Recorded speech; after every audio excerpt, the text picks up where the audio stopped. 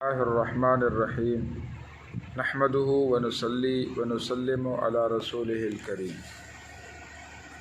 اما بعد فاعوذ باللہ من الشیطان الرجیم بسم اللہ الرحمن الرحیم قل ان کنتم تحبون اللہ فاتبعونی یحببکم اللہ ویغفر لکم ذنوبکم وقال النبی صلی اللہ علیہ وسلم ان الدین بدأ غریبا ویرجع غریبا فطوبى للغرباء الذین یصلحون ما افسد الناس من بعدی من سنتی او کما قال النبی صلی اللہ علیہ وسلم۔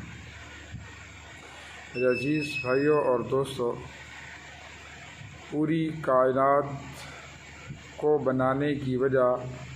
حضرت محمد صلی اللہ علیہ وسلم کی ذات ہے۔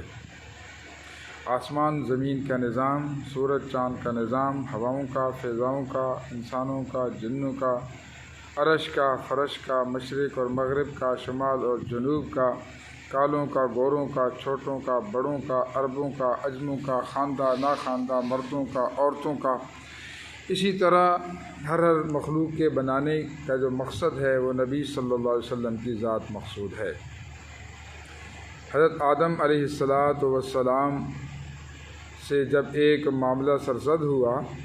اس کو زمین میں اتارا گیا، حضرت آدم علیہ السلام کو، حضرت آدم علیہ السلام 40 سال تک روتے رہے، اور آخر میں انہوں نے ایک واسطہ دیا کہ اے اللہ، مجھے اللہم انی اسألک بحق محمد صلی اللہ علیہ وسلم، کہ مجھے حضرت محمد صلی اللہ علیہ وسلم کے وسیلے سے معاف فرما دے۔ تو اللہ جل جلالہ نے فرمایا کہ حضرت محمد صلی اللہ علیہ وسلم کون ہیں؟ حضرت آدم علیہ السلام نے عرض کیا، اے اللہ، جب میرے اندر روح ڈالی گئی، میری ہوش و حواس نے کام کرنا شروع کیا،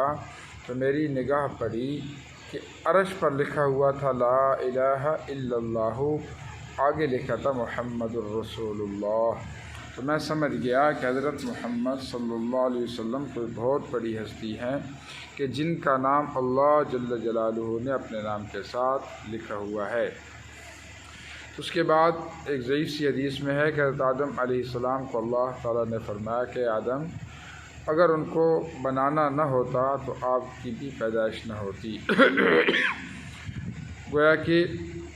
وہ آپ کی اولاد میں سے ہیں، لیکن ان کا مرتبہ، اعزاز، فضیلت، فوائد، مناقب اتنے ہیں کہ ان کی برکت سے آپ کو بھی وجود ملا ہے۔ تو حضور صلی اللہ علیہ وسلم کی ذات، نام سب سے اعلیٰ ہے محمد، احمد، ذات سب سے اعلیٰ ہے، خاندان سب سے اعلیٰ ہے، اور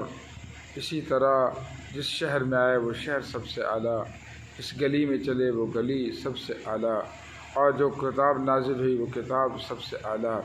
آپ صلی اللہ علیہ وسلم کے اخلاق سب سے اعلیٰ، گفتار سب سے اعلیٰ، دیکھنے کا انداز، بولنے کا انداز، اٹھنے کا، بیٹھنے کا، چلنے کا، پھرنے کا، کھانے کا، پینے کا انداز سب سے اعلیٰ، آپ کا رکوع سب سے اعلیٰ، آپ کی امامت سب سے اعلیٰ،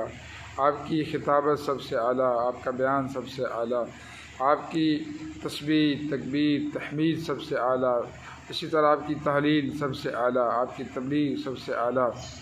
آپ صلی اللہ علیہ وسلم کے سونے کا انداز سب سے اعلیٰ، تو آپ صلی اللہ علیہ وسلم کی ذات سب سے اعلیٰ، آپ صلی اللہ علیہ وسلم کی ازواج اور اولاد سب سے اعلیٰ، آپ صلی اللہ علیہ وسلم کے اصحاب، اہل بیت، اہل رسول، اور آپ صلی اللہ علیہ وسلم کی مسجد سب سے اعلیٰ، آپ صلی اللہ علیہ وسلم نے جس جگہ پہ آرام کیا، قیام کیا، اور جہاں پہ بیٹھے، جہاں پہ کھانا کھایا، جہاں پہ پانی پیا،